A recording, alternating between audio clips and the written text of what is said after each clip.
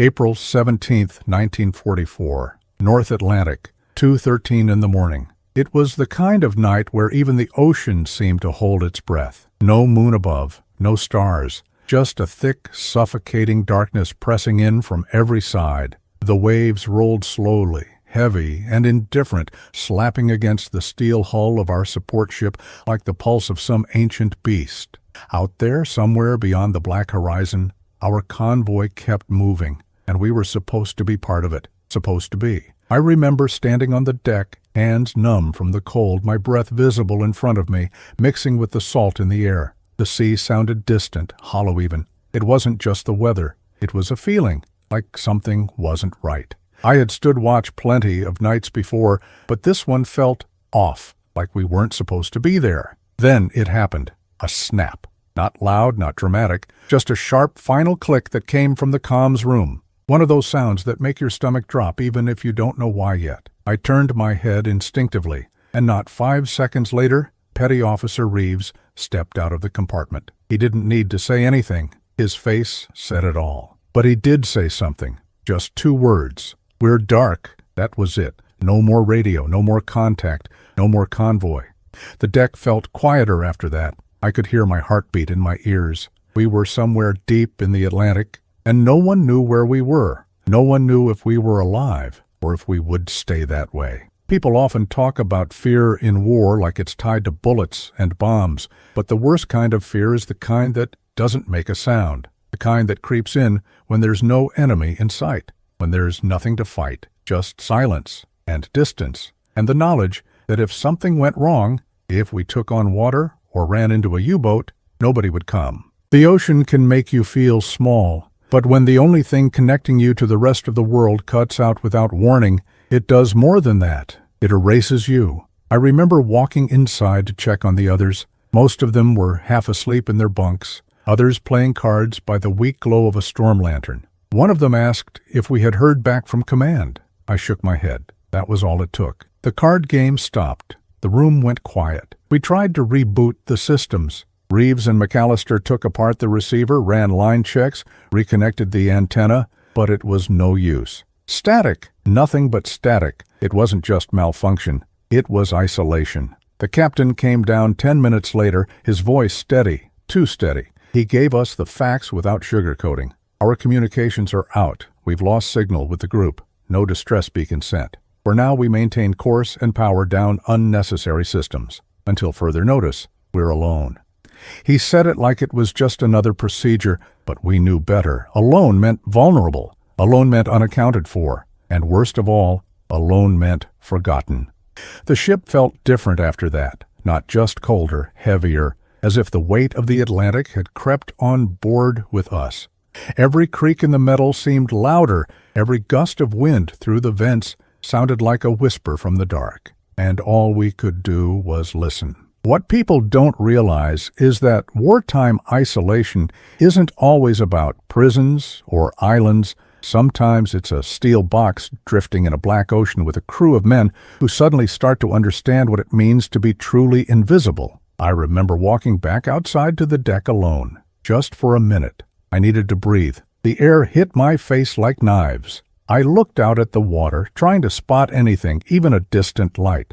But there was nothing. Just waves and black sky. The stars were gone. And so were we. The human mind starts to play tricks in moments like that. I started thinking about home, about my father's old fishing boat, about the porch light that was always on when I came home late. I wondered if anyone out there right then had any idea we had disappeared. Would they notice? Would they care? It's a strange thing, how fast you go from being part of a war machine to being just lost. One moment you're a cog in a giant unstoppable force. The next, you're a drifting question mark in an ocean that doesn't care whether you make it back. A few of the younger guys tried to joke about it, said we'd be heroes when we got home, told stories about the time we were ghosted by the Atlantic. But none of them laughed for real, because we knew what this could mean. Ships didn't just go missing in enemy waters. Sometimes they vanished right under friendly skies. Somewhere down in the engine room, the pipes moaned with the shifting weight of the sea, and it sounded just for a second like someone exhaling or praying. We weren't soldiers that night. We weren't even sailors. We were just men, waiting, hoping, listening for a sound that never came. If you've ever felt truly alone, you know it's not the silence that breaks you, it's the question it leaves behind. Will anyone come? And if this story made you feel something, drop a comment and let us know you're out there. Every voice counts. Subscribe to the channel if you believe forgotten stories like this should never disappear again. We thought we were just having a signal problem, a glitch, a fault in the wiring, something we'd fix in an hour and then rejoin the convoy like nothing had happened. But the hour passed, then another, and soon we realized we were drifting slightly off course. Not by much at first, maybe a few degrees, but that was all it took in the middle of the Atlantic. Out there, a few degrees could mean the difference between surviving the night or disappearing from history. It's strange how quickly confidence fades at sea. One moment you're part of something large, part of a mission, protected by a fleet. The next you feel the cold breath of the ocean reminding you that ships have vanished out here without a single distress call, lost in storms. Hit by U-boats, some simply never heard from again. Families left with nothing but silence. The compass was still functional. That was our only lifeline now. But it couldn't tell us where the others were. It just pointed north. And north meant nothing if we didn't know where the convoy had gone. We kept moving, yes, but we were guessing, following a direction, not a destination. Down in the navigation room, Lieutenant Harris was hunched over the charts like he could will the answers out of the paper. He kept tracing the route we had taken, again and again, lips moving silently like a man praying. His knuckles were white from gripping the pencil. When I asked him how far off we might be, he didn't look up. He just said, "Far enough that no one's coming if something goes wrong." That line stuck with me, because he was right. We hadn't just lost contact. We'd lost our place in the world, no longer accounted for, not expected at any checkpoint. If we went under, there would be no alert, no search. Most of the crew still held on to hope in those first hours. You could feel it in the way they moved, still sharp, still alert, still running drills like we were in a controlled situation. But as the sun failed to rise, just clouds and gray pressing down on us, that hope started to thin. At one point, someone suggested firing a flare, but the captain refused. He reminded us that the ocean was not empty. Firing a flare blindly might attract attention, but not always the kind we wanted. That was the worst part. We were in danger either way. If we did nothing, we might never be found. But if we signaled, we might be found by the wrong eyes. That's when it began to settle in, the idea that we had crossed an invisible line, not just physically, psychologically, from presence to absence, from part of the war machine to forgotten fragment, and as much as we told ourselves we were still part of the fight, there was a growing silence in the way the men looked at each other. The ocean became a kind of mirror. It reflected what we were feeling, vast, empty, cold. Some guys paced the deck to keep moving. Others stared out into the mist like they were waiting for something to appear. A ship, a signal, a voice, anything. It was Chief Walker who finally broke the silence in the mess hall. He stood up, slammed his mug down, and said, "We need to accept it. We are alone. And until someone proves otherwise, we act like no help is coming." That hit harder than it should have, because it meant we had to shift. Stop hoping, start surviving. So we began taking stock. Fuel, food, rations, engine durability. We had supplies for a few days if we stretched, enough to keep moving slowly in a straight line, and hope we didn't cross into waters we weren't meant to enter. There were places in the Atlantic, even our maps marked with caution, dead zones. Waters patrolled heavily by the enemy, places where signals vanished on purpose. I remember Private Keller sitting alone near the bow later that afternoon, scribbling something in a small notebook. I asked him what he was writing. He said, "Names, in case this is the last place we ever see." He was 21. There's a sound the ocean makes when you're off course. It's not the water itself, it's the absence of rhythm. When you're part of a convoy, ships slice through the sea in unison. You hear it, feel it. But when you're alone, it's different. Each wave feels like a question. Each creak of the hull sounds like a warning. And the birds. There were no birds that day, not one. You'd be surprised how much that matters. Even in open sea, you usually spot one or two following the wake, hoping for scraps. But when nothing is flying, when even nature seems to avoid your path, You start to believe you're somewhere you were never meant to be. That night, when we gathered for a status briefing, the tone had changed. We weren't talking about reconnecting anymore. We were planning to endure, to maintain minimum power, to ration fuel, to shift into survival mode. We stopped calling it a delay. We started calling it what it was, a disappearance. No one said it out loud, but I think all of us, in our own way, were preparing for the idea that no one was looking for us, that our names wouldn't show up on any rescue manifest, that we might have already been erased. I remember sitting near the lower deck vents, feeling the warmth of the engine against my back. I closed my eyes and imagined the world moving on without us. Headquarters checking off a supply delay. Families back home thinking we were just delayed. Maybe the war would end and we'd never be mentioned. Just a crew, a ship, lost somewhere between orders and the ocean. And yet something in me didn't want to give up. Even when everything pointed to absence, there was still this small flame, a refusal to vanish without a trace, a belief that someone, somewhere, might still be listening, or at least wondering. If this story reminds you how fragile it is to be forgotten, share your thoughts below. Your voice might be the one someone else needs to hear today. And if these stories speak to you, hit subscribe and help us keep them alive. We had lost contact. We knew that. But what started as a technical problem was now becoming something else, something deeper, something colder. It was the creeping realization that we weren't just off course. We were exposed. We weren't just alone. We were vulnerable in a way no weapon or training had prepared us for.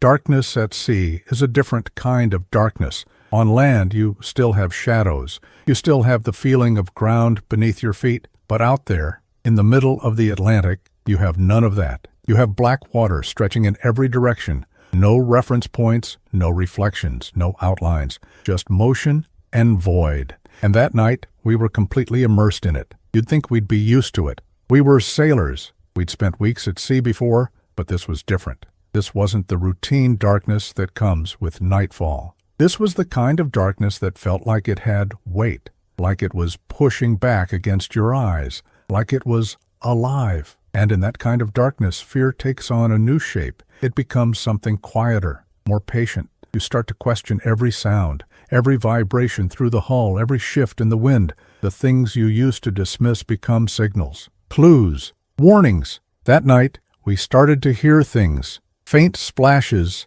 echoes, metallic groans from deep within the ship's frame that sounded different than before. Even the engine had a strange rhythm to it, like it was holding its breath. It could have all been in our heads. But when enough men start hearing the same thing, it stops being imagination. We knew what was out there. The Atlantic wasn't just a body of water, it was hunting ground. And somewhere below us, in the cold, dark silence, were machines designed to kill us without warning. German U-boats, silent, deadly, efficient.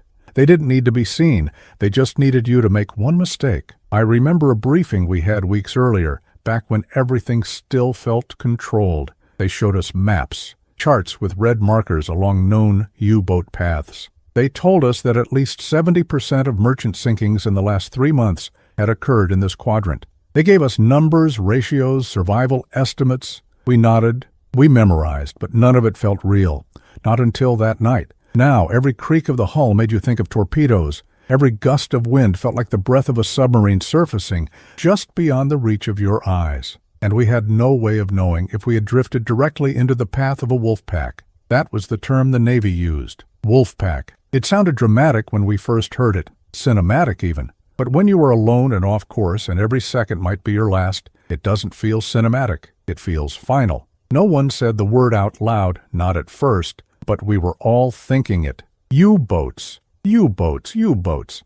The Germans had perfected them, sleek, low signature, armed with torpedoes that traveled invisibly through the water until it was too late. They could strike from below without ever being seen, and we had no sonar. You see, most supply ships like ours were lightly equipped.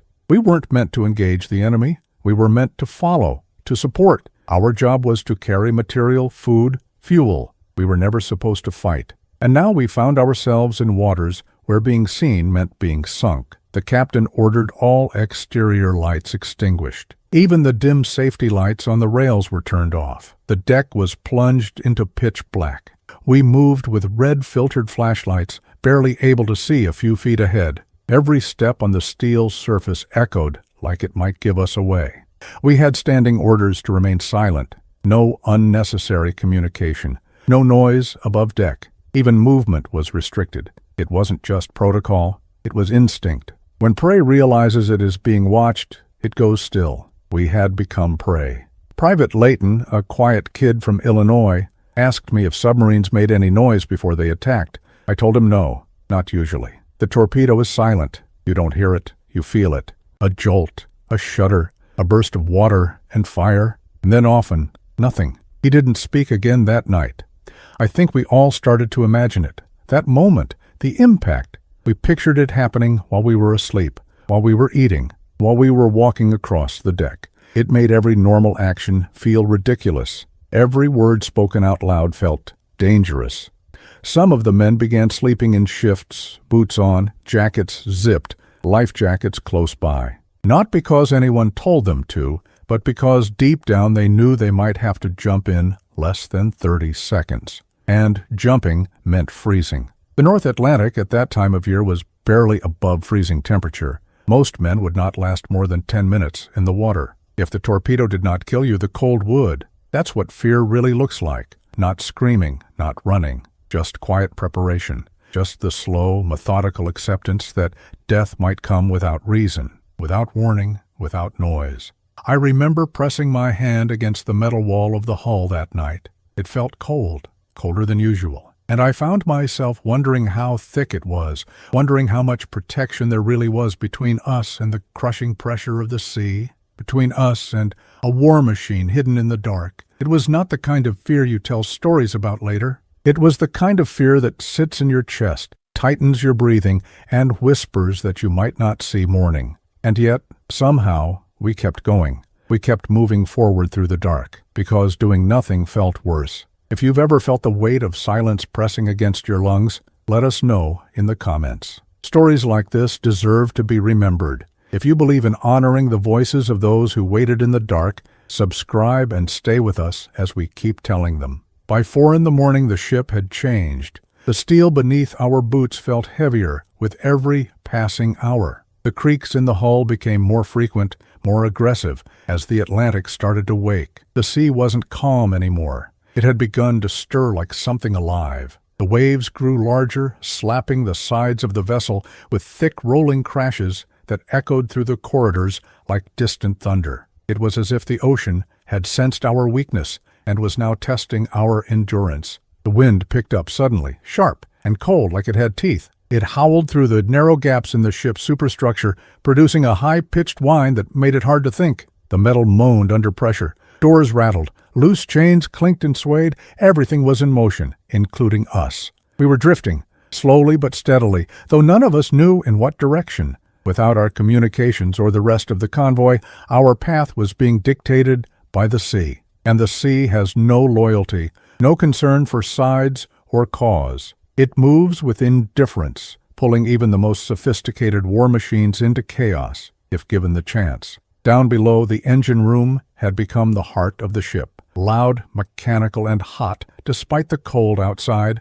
Men rotated through in shifts, checking gauges, tightening valves, making sure nothing failed. Because if the engine stopped, that would be it. We would be at the mercy of the ocean completely. And out here, mercy was a myth. The corridors were dim. We had shut off every non-essential power system to preserve fuel. The ship's insides looked like a ghost vessel. Flickering lights, shadows, faces lit only by lanterns, or the occasional flashlight beam cutting through the dark. Everything was damp. The walls sweated salt water. The air smelled of oil, steel, and anxiety. You start to notice little things in situations like that. The way footsteps echo louder when the hallways are quiet. The way a man's eyes dart toward every strange noise. The way the younger sailors grip their coffee cups tighter, not for the heat, but to keep their hands from shaking. We weren't panicking. Panic is loud.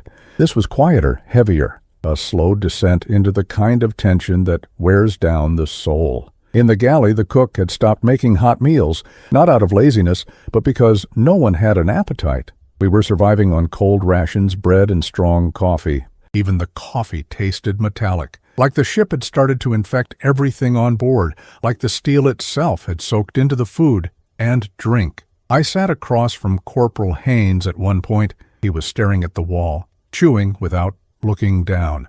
I asked him how he was doing. He said, "Feels like we're not on a ship anymore. Feels like we're inside something that's dying slow." And honestly, that's what it felt like. The ship, once a machine of purpose, had become a cage, a steel coffin drifting through salt and mist, each man alone with his thoughts, each hallway echoing the same unspoken fear. But we kept working. That's the strange part. Even in that state of limbo, we kept moving, kept running drills, kept checking the bilge pumps, kept logging temperatures and fuel consumption like someone was still reading the reports. Because the alternative, doing nothing, was worse. Doing nothing would have meant accepting we were already lost, and no one wanted to be the first to admit that. That night, the storm worsened. The waves began to break over the bow. Water poured down across the deck and into the cracks of the structure. It hammered us from the side, tossing the vessel enough to send equipment sliding. Lockers had to be chained. Tools had to be secured. One wave knocked a steel container loose in the lower hold. It crashed into a bulkhead with a sound that made everyone freeze. For a moment, we all thought we had been hit, but it wasn't a torpedo. It was just gravity, just nature. That night, we stopped using the upper deck entirely. The spray alone was enough to blind a man. Salt water slapped your face like a whip. The cold was unbearable, not the kind that chills your skin, the kind that sinks into your chest and claws at your lungs from the inside. Breathing hurt. Talking felt pointless. I remember going below deck and finding 3 men lying on the floor near the generator room, not sleeping, not talking. Just lying there, eyes open, staring at the ceiling like they were trying to imagine they were somewhere else, anywhere else. Some started writing letters, not to be sent. There was no mail service out here, but just to write, to put thoughts on paper, to remember how to form words, how to feel human. I saw Jenkins write the same sentence 4 times, "Tell my brother I wasn't afraid," over and over, like he was trying to believe it himself. The next morning, the captain gathered the crew in the mess hall.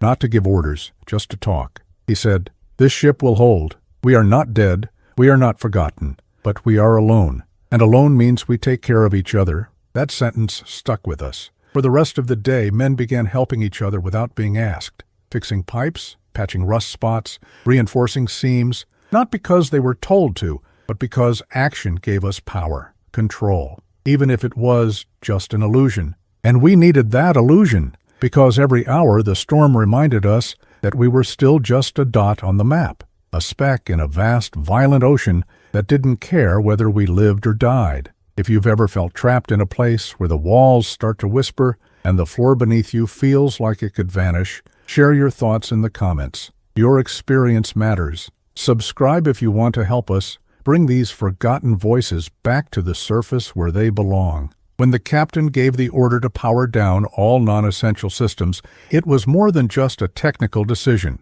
It was a line being drawn between hope and survival, a symbolic act. We were no longer trying to be found. We were trying not to be noticed. The engines stayed on. The core systems needed to keep us afloat remained untouched, but everything else, the lights, the heaters, the auxiliary circuits, even the small, comforting hum of background systems, went silent. One by one, entire sections of the ship fell into darkness. It was like watching the soul of the vessel dim, compartment by compartment. Outside, the storm still raged, but inside, it had gone quiet, unnaturally quiet, the kind of quiet that settles in after something dies. And in a way, something had.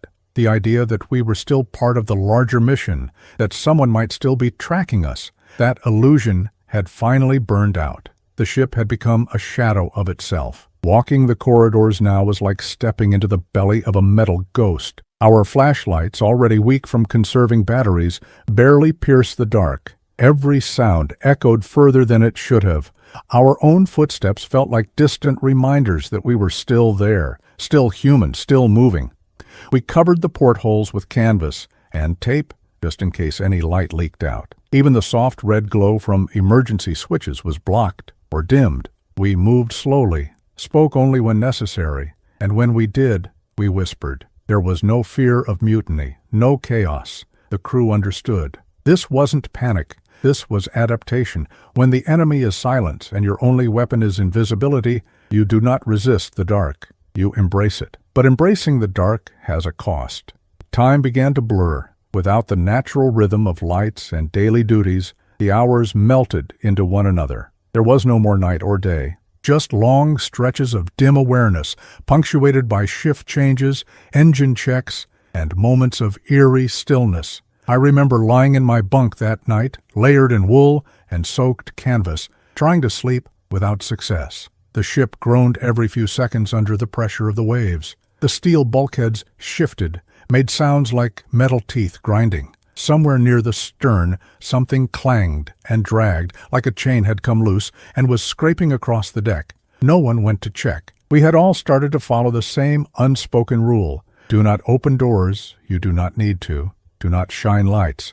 Do not wake the water. It was in that darkness, on that fifth night, that I began to understand the psychological weight of being invisible, not just to the enemy, but to the world. To be unseen is one thing, but to be forgotten, that is a deeper kind of terror. It's not death that eats at your mind in moments like that. It is erasure. The idea that you could vanish and nothing would change. No alarms raised, no headlines, no folded flags. Just gone. And that thought began to change people. There was Sergeant McLean, a man built like a steel beam, who had survived 3 deployments and 2 shipboard fires. He sat alone near the boiler room for almost an hour, speaking under his breath to no one in particular, just muttering phrases.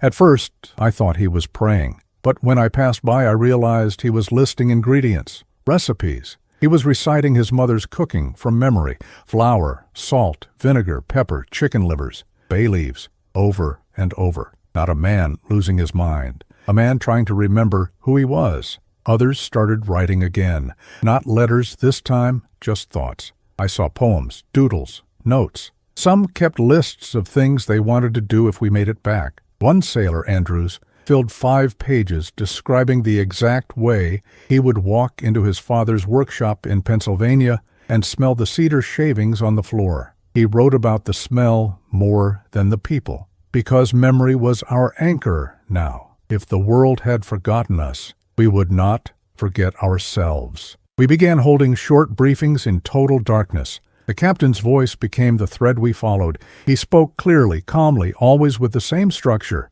ship status, fuel status, course estimate, weather conditions. No speculation, no emotion, just facts. Because facts, even bleak ones, were more grounding than silence. We used chalk to mark time on the walls, tallies, X marks, symbols no one needed to interpret, just something to count, something to hold on to. But it was the lights that haunted us most, the absence of them. We would sometimes imagine a glow on the horizon or a flicker beyond the mist, only to find it was nothing. Some of the crew began reporting false flashes, phantom flares, imagined signals, the kind of illusions that come not from the eye, but from the mind straining too long in the dark. The human brain was not designed for isolation, and even less for isolation in motion. We weren't stationary, we were drifting. Our senses betrayed us at every turn. The vibration of the hull might be a course correction, or it might be the current turning us toward danger. We had no way to know. It is a strange thing to be cut off from time and light, to exist in a place where the only measure of your existence is your own voice echoing off cold steel. You begin to ask yourself questions you never thought to ask. If I die here, does anyone know I was ever born? If my name disappears from the log, does it mean I never mattered? But somehow, even in that state, we endured, not because we believed rescue was coming, but because something deeper kicked in, something older than orders or training. Survival is not always about escaping danger. Sometimes it is about holding on to your name, your mind, your humanity, in the dark. And if these words help you feel something real, something human, I ask that you leave a comment. Your voice might be the light someone else has been waiting for. And if these stories speak to you, help us keep them alive by subscribing. It matters more than you know. Time does not tick the same when you are waiting for a miracle. It stretches. It pulls at the edges of your sanity. What would be 10 minutes on land feels like an hour at sea. And out there alone, in the endless dark, every passing second felt like its own small eternity. We had drifted into something far more dangerous than enemy waters. We had drifted into silence. The decision was made to send out short, pulsed signals using one of the backup transmitters. We knew it was a long shot. The equipment wasn't meant for distance, and we had no idea where the convoy had gone, but we had to try. We programmed it to send a repeating burst every few minutes, in the hope that someone somewhere would pick it up and triangulate our last known position. It was like whispering into a hurricane and praying someone on the other side heard it. We monitored the signal carefully, not because we expected a response, but because it gave us something to do, something to focus on. In moments like that, you learn quickly that the enemy isn't just the ocean or the enemy submarine. It's idleness. Idleness that invites fear, that invites doubt. At one point, Lieutenant Harris turned to me and said, "It's not the waiting that kills you. It's not knowing if you should still be hoping." That stuck with me, because hope is powerful, but it's also exhausting, especially when it is tied to silence. Men began rotating in and out of the radio room in pairs, not for technical reasons, but because no one wanted to be alone with the static. There is something unnatural about the absence of any reply, not even interference, just that flat, blank hiss, like the universe itself was ignoring you. And so, they sat in pairs, one listening, one watching the dials, waiting for a flicker, a break in the white noise, a sign. We passed the time however we could. Some played cards in the mess, even if they couldn't focus on the hands. Others cleaned their weapons, not because they expected to use them, but because it gave their hands purpose. There was a kind of ritual comfort in routine, in predictable, mechanical motion. The air inside the ship had grown stale. The vents were barely operating. The combination of sweat, oil, and salt was so thick you could taste it. Breathing felt heavier. Like the atmosphere was closing in, every surface felt damp. You couldn't escape the feeling that the ship was slowly being swallowed by the sea. Even our voices changed. Men spoke less often, and when they did, it was softer, slower, as if the dark itself might overhear. Jokes died before they landed. Laughter felt unnatural, out of place. We were not afraid of dying. That's what some people never understand. In combat, death is loud, fast, blinding. It happens before your mind fully registers it. This was different. This was the fear of dissolving, of being erased one breath at a time. Each man had his own way of coping. Jenkins kept a coin in his pocket, a silver dollar he would flip with his thumb. Not for luck, he said, just to hear something that wasn't the ship. Others sang quietly, almost inaudibly, old songs from home, snippets of hymns, jazz tunes, even children's rhymes, like they were trying to tether themselves to a world that still existed beyond the steel walls. Every so often, a gust of wind would slip through the seams of the bulkhead and make the lights flicker. When that happened, every head would turn at once, every breath held, and then, when nothing followed, we would return to what we were doing, a little more tense than before. We posted extra lookouts, even though visibility was near zero. No one wanted to admit it, but we all feared that something was out there, a shape, a shadow, the kind of thing you don't see until it is too close. We had no radar, no sonar, just our eyes, already strained, and our instincts already frayed.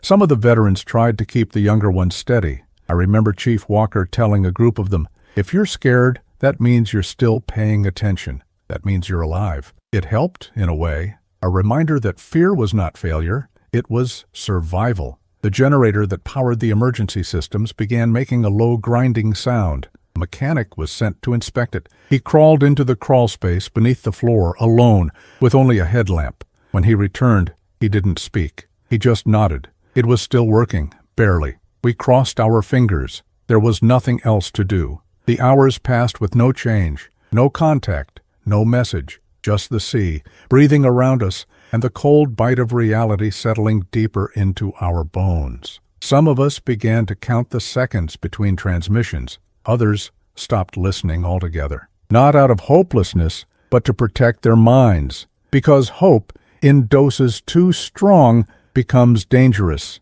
It becomes a weight.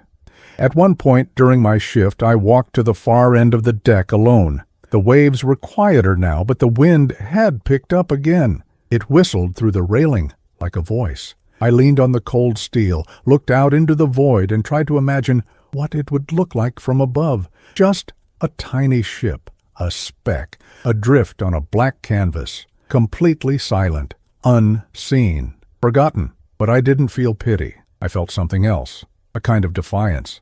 Because even in that moment, even surrounded by nothing, we were still alive, still trying, still pulsing out messages into the dark. And maybe that's what courage really is. Not charging into gunfire, not shouting orders over the roar of engines, but sitting in silence night after night, whispering into nothing and refusing to stop. If that means something to you, if you've ever kept going without knowing whether anyone would notice, leave a comment below. And if you believe stories like this are worth hearing, subscribe and help us keep these voices from fading into silence. At first, it was nothing more than a shift in the dark, a subtle lightening of the sky so faint you could have missed it if you blinked. But after days surrounded by blackness, even the smallest change felt seismic. Somewhere beyond the misty horizon, the world was turning again. The night, which had swallowed us whole, was beginning to release its grip.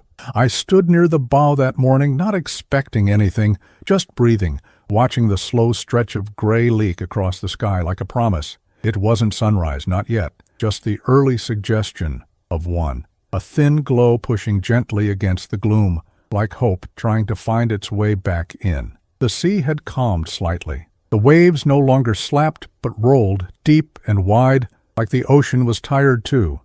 There was a stillness in the air, different from the stillness of fear or silence. This was something older, the kind of hush that comes before something changes. Jenkins was the first to speak. He pointed, squinting into the low light. I followed his gaze, but saw nothing at first, just gray water stretching into more gray sky. Then I saw it, barely a shadow at first. A silhouette on the edge of sight, low and distant. A smear against the pale horizon that didn't move like a wave. We froze, all of us. Every man on deck turned and looked. It could have been anything, a freighter, a destroyer, a cloud playing tricks, but no one spoke. No one wanted to hope out loud. I could hear my pulse. That is not a figure of speech. I could literally hear my own pulse in my ears as we watched the shape grow clearer. It moved slow, steady, deliberate. Not like the chaos of a wave or the randomness of weather. This had purpose, form. Then came the light. A small flash, quick, coded, Morse. Someone ran to the comms. The radio team scrambled, hands shaking, unsure if they were seeing what they were seeing. We waited. None of us blinked. The response came in less than a minute. Friendly vessel. Allied identification confirmed. They had seen our signal. They had been looking. In that moment, something in my chest unclenched that I hadn't realized had been tight for days. A breath escaped from every man on that ship like a release valve. Some laughed, some cried. One man dropped to his knees and just stayed there, hands clasped in front of him, mouth moving silently. The ship approaching us was a destroyer escort, part of a wider net that had been sweeping the area. Apparently, we had drifted farther than we thought. Nearly 60 nautical miles off our last known course, close enough that we hadn't crossed into enemy territory, but far enough that we had completely left the convoy's projection zone. They had not expected to find us alive. The moment they confirmed our signal, they began relaying updates back to command. They sent out coordinates, medical status checks, ship integrity questions. For the first time in days, voices filled our radios, human voices, not static, not silence, not guesses. Orders, instructions, contact. They told us to hold position. They were coming closer. When they pulled alongside us a few hours later, it was like being hauled out of a dream, a nightmare with no shape, only feeling. We saw their crew waving from the deck, uniforms, faces, color, movement. It was jarring, almost surreal. We had been alone for so long that the sight of another ship, a real one, felt like hallucination. They sent over supplies first, fresh water, medical kits, food, letters. I remember someone tearing open a crate just to smell the contents, not because he was hungry, but because it smelled like land, like something that wasn't salt and rust. The two captains spoke over the wire for nearly an hour, coordinating how to get us back into formation. We learned that the convoy had continued on without incident, that they assumed our equipment had failed, and that a recovery team would be dispatched only if we missed the next check-in, which we had. But by then, the storm had slowed everything. We were lucky. That is what they said. Lucky. I did not feel lucky. I felt exhausted, empty, stripped down to the simplest parts of myself, but also grateful, not just for the rescue, but for the knowledge that we had held on, that when the world had gone silent, we had not vanished. We had pulsed out into the dark again and again, and eventually someone had answered. Some of the crew joked later about what we would say in our reports, how we would frame it. Equipment malfunction followed by successful contact, but we all knew that was just paper. The truth was not something that would fit neatly into a form, because what we survived was not just time and distance. It was isolation, psychological unraveling, the gnawing idea that we had become ghosts before we were dead. And now, standing on deck, watching the destroyer's flag flap in the wind, I realized something I had not been ready to admit before. We were never built to survive alone. If these words found their way into you, if you know what it means to wait in silence for someone to find you, write something below, even one line. Let someone out there know they're not drifting alone. And if this story mattered to you, subscribe. We will keep remembering what history almost forgot. We were brought back to the main fleet by late morning, our course corrected, and our name once again added to the list of accounted-for vessels. But nothing about us was the same. Something had changed in the bones of that ship, and something had changed in us. You cannot go through a disappearance like that and return untouched. You do not simply resume as if the silence had never happened. In the logs, it was written plainly. Communication failure, weather interference, temporary loss of navigational accuracy, all technical, all neutral, all true, in a sense. But those words didn't capture the long hours we spent drifting inside ourselves. They didn't speak to the quiet collapse we each experienced, one thought at a time. They didn't capture the taste of metal in the air or the sound of our own hearts echoing in a corridor dim to nothing. For most of the crew, the days that followed were filled with a strange sort of quiet gratitude. We performed our duties, we laughed again, ate warm meals, shaved, talked about baseball and girls and everything else that made us feel human again. But beneath it all, there was this unspoken bond, a look we would give each other, like people who had shared a dream they couldn't explain.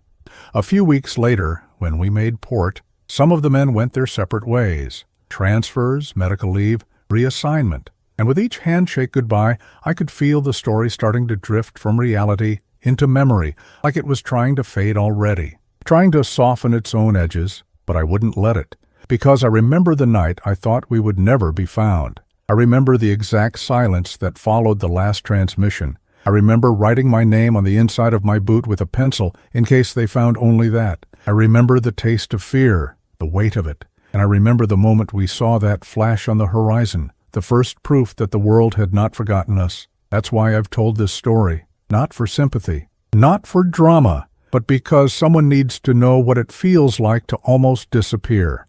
What it means to be a name at risk of becoming a footnote. What it costs to wait in the dark without knowing if anyone is listening.